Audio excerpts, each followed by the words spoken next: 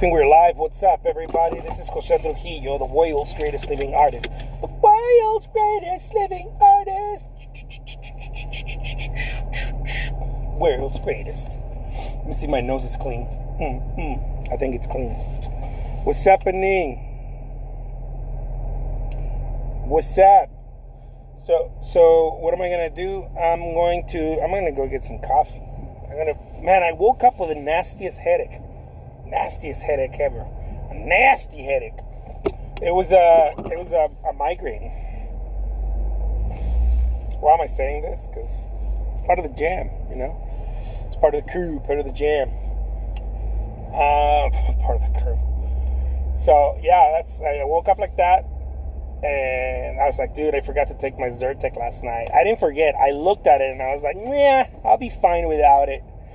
I don't usually take it every day, but I know when I'm starting to feel a little, you know, like I need something like that for a migraine. Dude, I run after that Zyrtec, and I take the Zyrtec the night before I feel like wonky and whatnot. But last night I looked at the Zyrtec D. I'm not promoting any of these guys, okay? Like I know some people like throw eucalyptus leaves on their face for or whatever for migraines. I don't know, drink ayahuasca or something. I don't know. I run after the Zyrtec. I'm like, give me that poison. And just I think I feel a little bit better with Zyrtec. But yeah, I woke up with a migraine. I woke up like this. I woke up with a migraine, and yeah, I took something, and I feel a lot better. I'm gonna go get a coffee now, because I hear that caffeine is good for the migraines. But it doesn't stop me, baby. What's happening? What's happening, Vincent? Yeah, my fellow artist friends, I've been so excited. I've been so excited about everything that I've been doing lately. Where am I? I'm in my car. I'm in Arizona. Here, guys, look. This is where I lived. So they opened that place up now, and so I live right here. They opened that place up, and I really like the way those apartments look. So we'll see. Yeah, I'm in Arizona. I'm in the Arizonas, they call it T-Town. Toontown. I call it Toontown. I'm in Tucson, Arizona. Tucson, Arizona. When I first moved here, it was a cow town, baby. Everybody was a cowboy. It was a cow town. And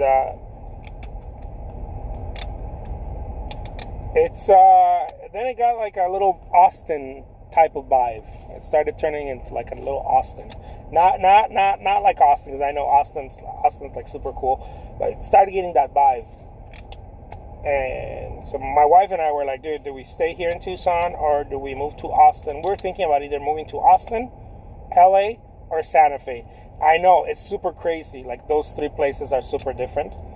But maybe, yeah, Austin, Santa Fe. Yeah, but Austin's like hip, right? Santa Fe is like older. Not older, but older people, right? Older, like I feel like it's more mature. And then we went to Portland, and we were kicking it in Portland, and we're like, dude, Portland, this is where it's at. But I don't know, there was something about Portland that didn't quite convince me. Although I love Portland, it's a really fun town. There was something about it that didn't convince me. I don't know what it was. I'm not sure yet. Can't put my finger on it. But yeah, I was kicking it in Portland. There's a bunch of fun places that you can, you know, live out here in the States. I guess anywhere in the world, huh? All over the world, we have fun places. I'm a little bit more. I guess you would say I'm a little bit more liberal. I'm not as conservative as some of my friends. So I tend to choose towns that kind of vibe with that, you know. Just for kicks.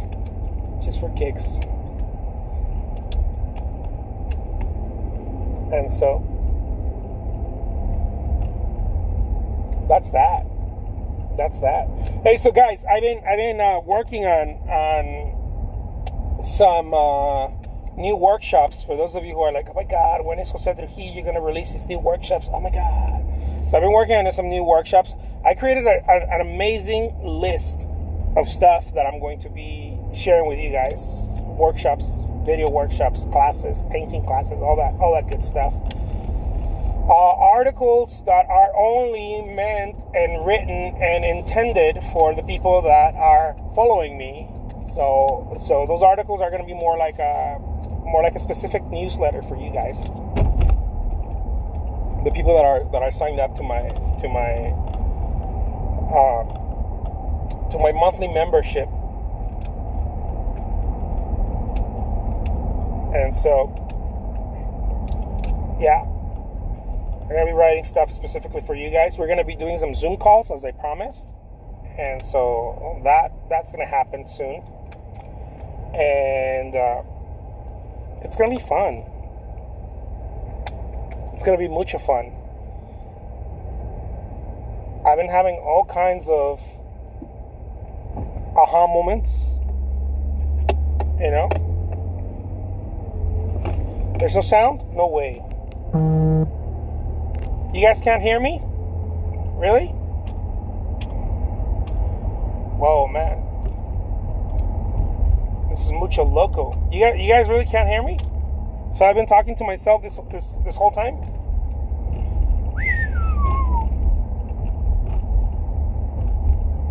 But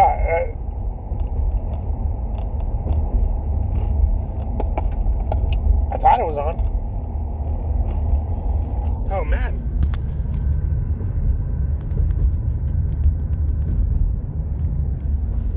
Well, this is mucho loco. You guys hear me? Okay, cool. I'm so glad. Alicia, maybe turn on the volume. So yeah, I've been working on some really cool stuff. I'm going to be sharing with you guys, as I mentioned. But basically, what I want to do is I want to empower artists. That's my whole mumbo jumbo. Okay, cool. I love that. Okay. Man, I thought I was having like a personal, like an internal monologue where I know this is sort of a monologue, but I thought I was having one of those existentialist moments where I'm just talking to myself and telling myself that life is going to be okay in spite of life not being completely real, and I'm living in a surreal, interdimensional existence. So, anyways, man, I take shit weird. But yeah, I've been working on some workshops for you guys. I've been getting a lot of emails and messages about more on painting from some people, and I've been getting just about the same amount more on marketing. They want more nitty-gritty on selling on certain platforms. What type of platforms do I use to sell my work? What do I mean by joint ventures? People are telling me that. People are asking me that. What do you mean by joint ventures? I wanted to learn more about that. And that type of deal. Hey, when I talk about joint ventures in sales, if you're selling your paintings out there, what does that mean? And let me give you an example, because that question popped up a few times. What do I mean by joint ventures, or how do you tap into other people's assets? Other people's assets are very, very, very powerful if you know how to tap into them. What I mean other people's assets, I'm talking about other people's stores, okay? Other people's email lists, other people's friends, other people's. You're basically leveraging yourself. You're creating leverage with other people's assets, other people's credentials, credibility, audience, right? Email lists and that kind of deal. Other people on social media is a little bit difficult, or a lot more difficult, I believe, on social media, because social media. Here's what happens on social media if you're trying to tap into like someone who has a lot of followers on Instagram or YouTube, and you're like, hey, can you share my work, and if it sells, I'll give you a percentage. It's a lot more difficult because people that are on social media, for the most part, like your influencers that grow, are not necessarily money savvy, and they don't necessarily understand the mechanics of business, and so they're very focused on just their stuff, because they're not really there to promote anything else. And the ones that are there to promote, they don't really have influence. They have numbers. They have a lot of people that like followers on Instagram and whatnot, but they don't really have influence. You can tell by looking at the numbers. Some people have 400,000 or 500,000 followers on Instagram and only like 500 likes on their images. That means that they don't have influence. They have numbers but not influence. And the ones that do have influence, that they have like 50,000 likes and like 300 comments, they're not going to give you the time of day, because they're about them. They're trying to make a brand for themselves, and they really don't understand the mechanics of the moolah. And they probably are not making any moolah. There are very few people that are influencers that are actually making some sort of moolah. Most people don't make more than, at most, probably about 10K a month, maybe at most, the influencers, which is pretty good, but at most. Now, on the other side of the spectrum, on the other end, there's people I know for a fact that are making millions of dollars a year, hundreds of thousands of dollars a month, and have like 2,000 followers on Instagram. They do, because social media is not their game. They're either selling a widget or they're a gallery or whatever. I've seen them, man. I think one of those galleries that barely started getting some sort of a little bit of traction, and it was because of the Facebook ads, was what is it called? I think it's called Park West. Park West Gallery. That gallery is like super, super fucking powerful. Like, if you talk about something powerful, Park West. I think it's called Park West Gallery. It's the gallery that moves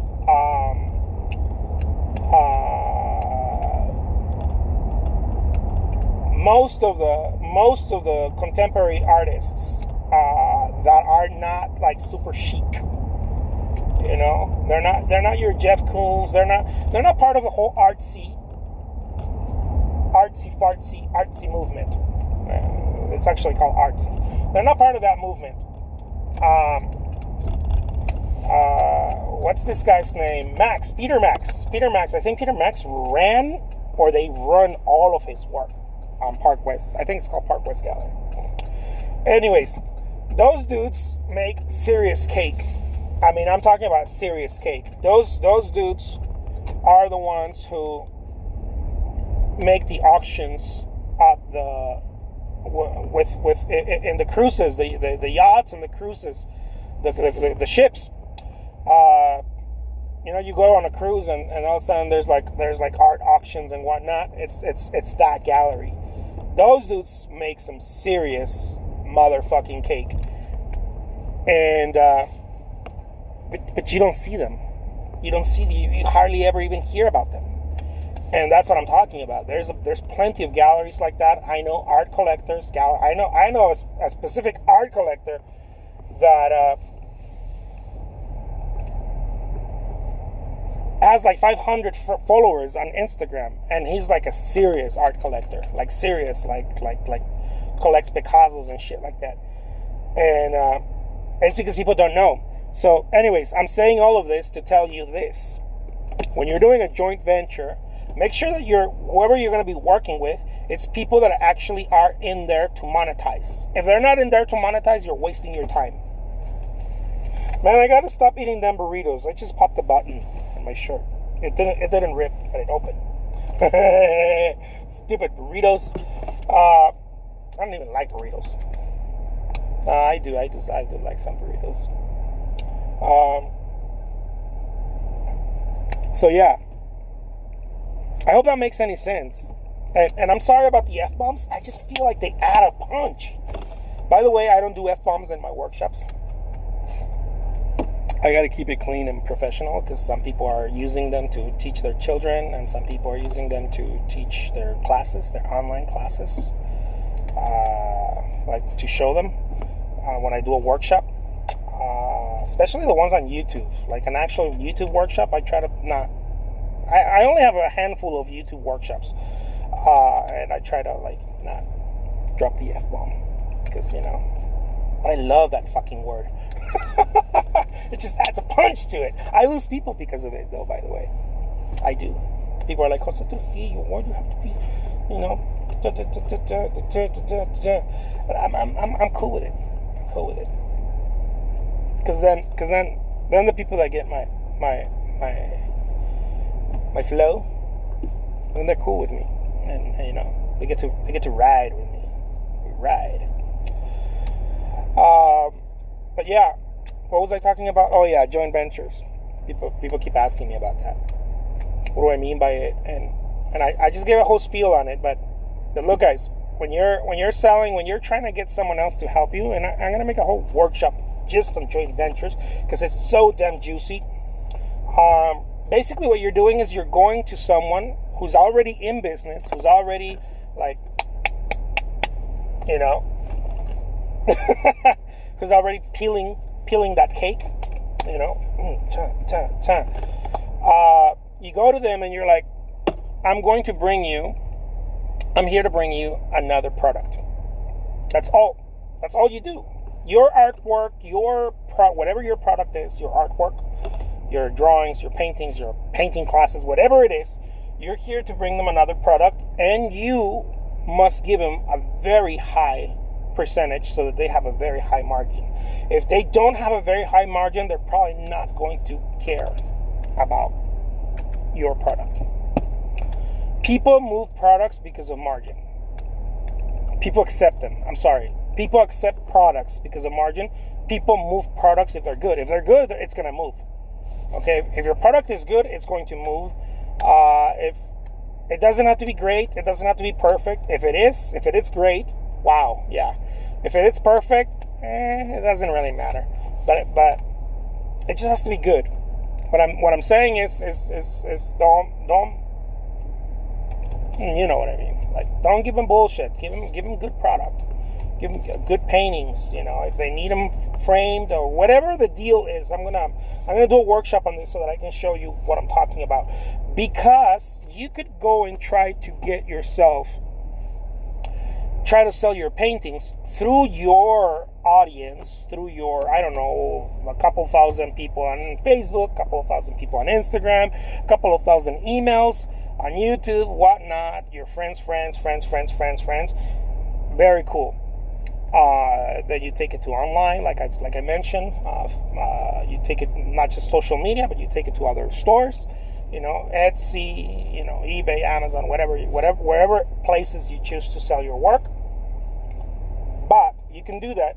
But you can also go tap into other people's audiences, which is my secret weapon. Hi there. I'm gonna get a coffee. Let's make it started for you. Yeah, can I please have a venti Starbucks double shot on ice? Yeah, no problem. Any modifications to that drink? No, it comes with cream and sweetener, right? It comes with 2% and classic sweetener. Very cool. Can I get 2 of those? Yeah, 2 of those, and they're both for venti, right? Yeah. Alrighty. And let me have a tall pie plate with steam half and half and classic. Alrighty.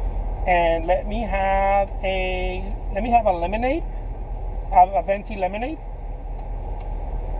Alrighty. Anything else? And a butter croissant and 2 chocolate croissants. You want all of those warmed up today? Yeah, you know what? Yeah, all those warmed up. Perfect. Alrighty. Anything else? That would be all. Alright, we'll see you at the window, okay? Thank you. No problem. I got all kinds of butter croissants and chocolate croissants and And so you can tap into other people. Man, what I'm sharing with you guys right now is like, it's so damn juicy. It's so damn juicy.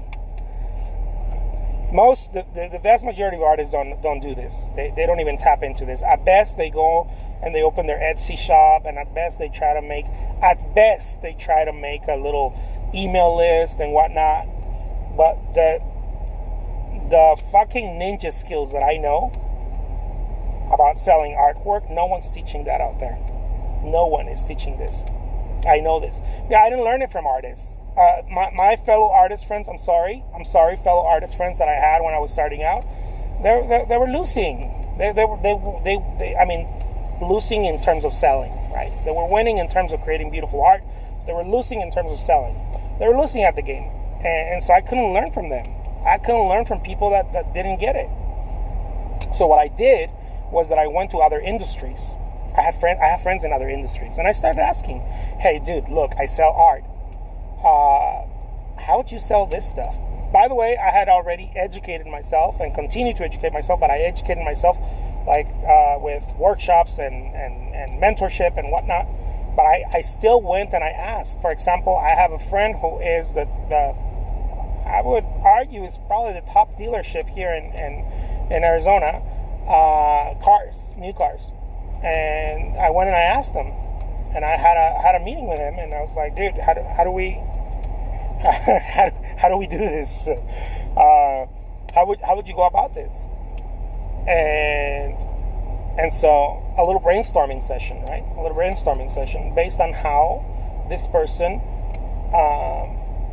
sells automobiles. What's worked for this person? What's worked for him?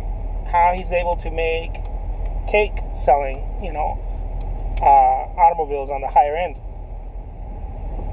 And I have friends also who have big companies. I have a couple of friends who have big companies, and I asked them, hey, dude, how is it that you're moving product? And so it all started coming together, right? It all started coming together based on my experience, based on chats with these guys, mentorship. It all started coming together, and I was like, oh my God. Like, there's so many ways of doing it, and most people that are in certain industries, they top out because they don't learn from other industries. Their industry tops them out. And so I noticed that artists are tapped out on like Etsy, Saatchi Art, Facebook groups, which is cool. Excuse me, I'm like burping. By the way, it's super cool, but you get tapped out. You tap out. You can't get more audience, and the only way to get more audience is if you spend some real dollars into marketing. Everybody knows that. Well, if you want audience, you got to spend some money into marketing, and most people don't even know how to do that. How to spend money into marketing so that you actually get not just people liking your image, but you actually get a Rolodex of people that raised their hand and said, I like what you're creating, so that you can reach back to them. And so anyways, I started learning all of this stuff, and I realized that in order to grow, I had to move on from what every artist was doing, which was, again, tapping out very quick. And so I was like, oh, there is a lot of potential in selling artwork, but most people tap out. Hi, dear. Hi. 2560.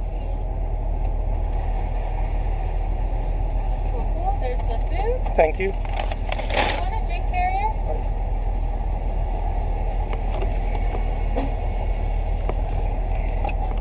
And so the stuff that I started teaching was things that are working for me and based on other industries. There we are. Thank you so much. Thank Appreciate you. it. You too. Got some coffee. Got some lemonade. It's not all for me. It could be, but it's not all for me. It's for my wife, my kid, and I. And I got an extra coffee because I like hot coffee, but I can't drink hot coffee right now because it's hot in Arizona. So I got a little one because I still like hot coffee.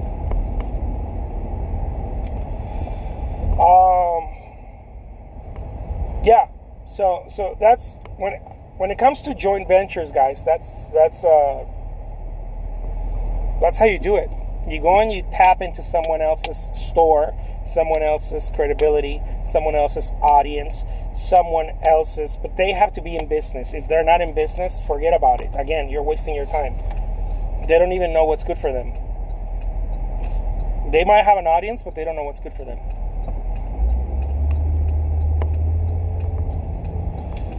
Like I remember telling this chick, this influencer, interior designer, I was like, hey,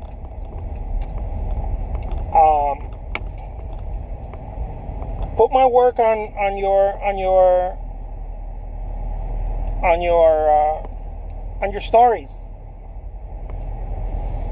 Put my work on your stories, and I'll split it half with you. You know, but this is the price point that you're gonna put there. This if you put this price point, I'll split it 30%, I'll split it 40%, and on. You know, I basically use the same things that other stores are using with me,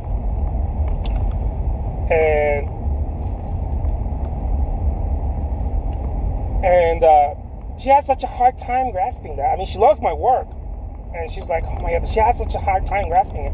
And I'm like, wait a minute, do you do this thing for a living? She's like, no, I just really like images and I put them on. And she's got a very nice, large following on Instagram. And I'm like, oh, okay, I get it, yeah. So I move on, right? I move on from that type of deal. Because they're not doing business. If they're not doing business, they're shy about it. They don't get it. They just don't understand. They just don't. If it was a business, a company, they'd be like, give me that. As a matter of fact, I get contacted by companies at least once a week through Instagram or Facebook or whatever that want to carry my paintings in their virtual shop and their shop because they understand the power of that. They know that. They know how powerful it is because essentially what they're doing is that they're having free inventory.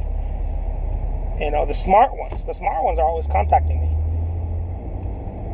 The ones that are the mom and pop ones, the ones that don't have that much experience, I have to contact them because they don't get it. The smart ones, the ones that are always making cake, man, they're like hawks looking for artists all the time because they want inventory that doesn't cost them anything for their online shops. So they'll go and talk to me and be like, hey, Jose, I like everything you have on Etsy. Can I get everything you have on Etsy and post it on my website? I'm already selling stuff. If you sell something on Etsy, just send me an email of the stuff you sold on Etsy that month so that I can remove it from my website. This is why people are like, oh my God, like, how do you sell on Etsy? Dude, I sell on Etsy because I don't just sell on Etsy. I sell in 30, 40, 50 other places at the same time, and that's why I'm always selling artwork. I don't stick to one thing. This is why it's so important. I talked about this so much. Have collections of artwork, guys, because if you don't have collections, you're not going to be able to be in many places at once. And if you're not in many places at once, your odds, your probability of selling are going to drop significantly.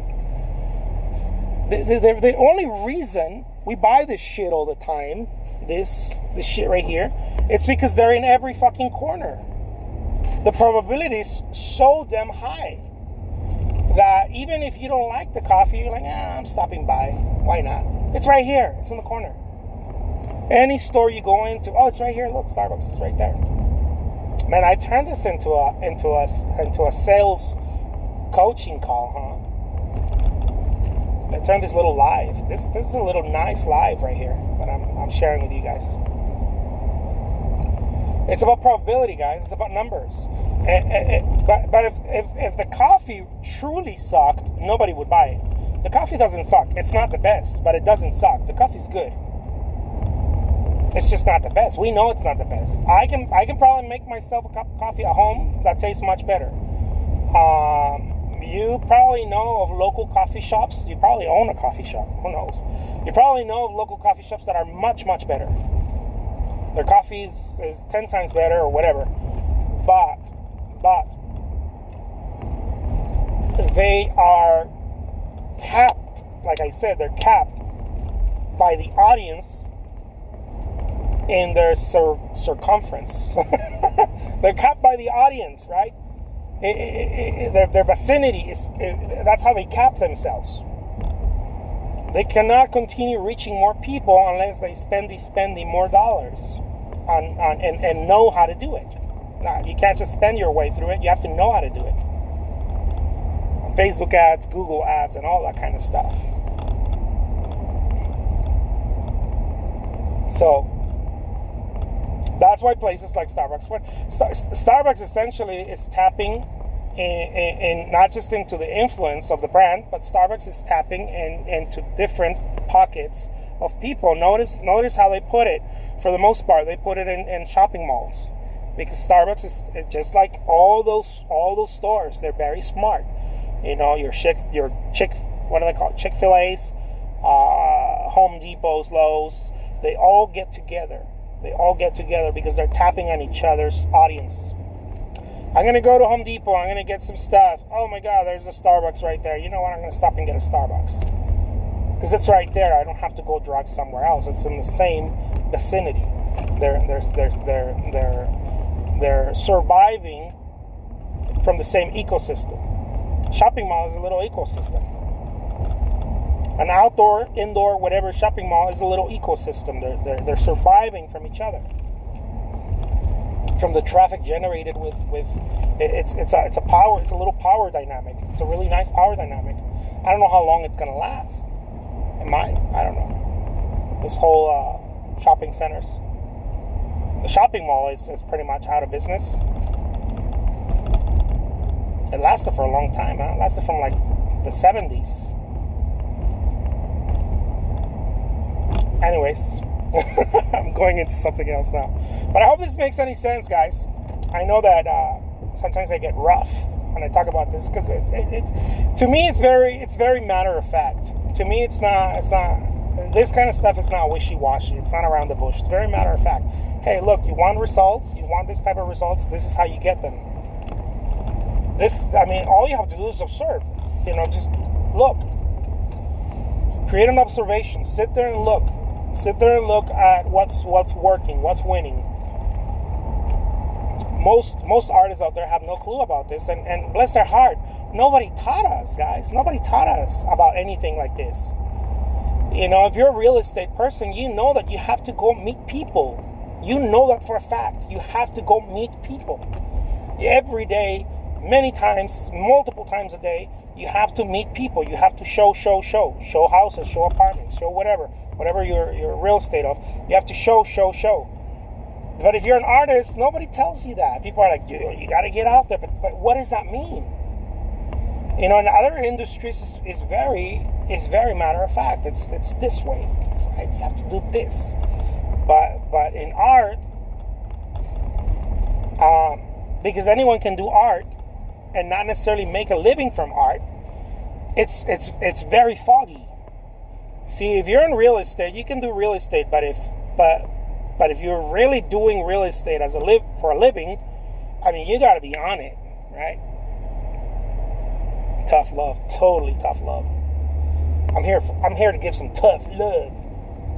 You have to be on it. You can't be like, well, I'm going to see if I can show a house here and there. It's not going to work. It'll be a nice hobby, but it's not going to work.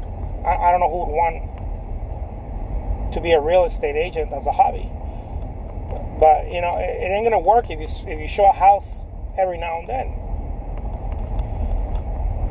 It's the same thing with art. It's not going to work if you show your paintings every now and then. If you show it here, if you show it there a little bit, it's not going to work. You have to show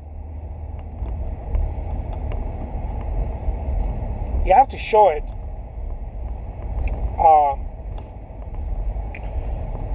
Consistently and persistently.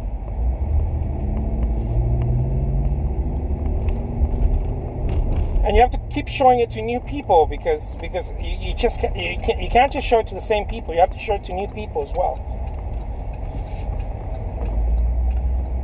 And so, man, that's the way it is. That's the way the cookie crumbles here. Well, I hope nobody felt like I was being meanie-weenie.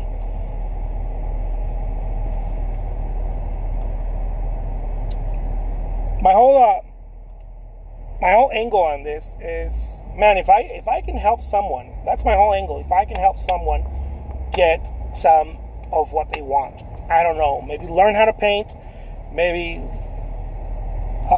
do some exhibits, or maybe earn some income from their artwork. If I can help, I am more than happy. But guys, I dropped some really cool stuff today. Some what do they call them? Some golden nuggets. It's just it's very clear. The way I see it, it's very clear. And so some of our workshops are going to be like this. Some of our workshops that I'm going to upload. Of course, I'm gonna put more detail into how and why.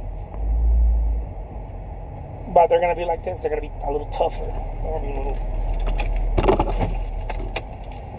a little... cookies. I know, cookies. I want some cookies. I want some cookies. Okay, my friends. I'll let you go now. Because I gotta deliver this coffee. I think I gotta go do some grocery shopping. Because it's time to go do some grocery shopping. And then I'll get to the studio. Take care, my friends. Much love. And I'll talk to you guys soon, okay? Peace out.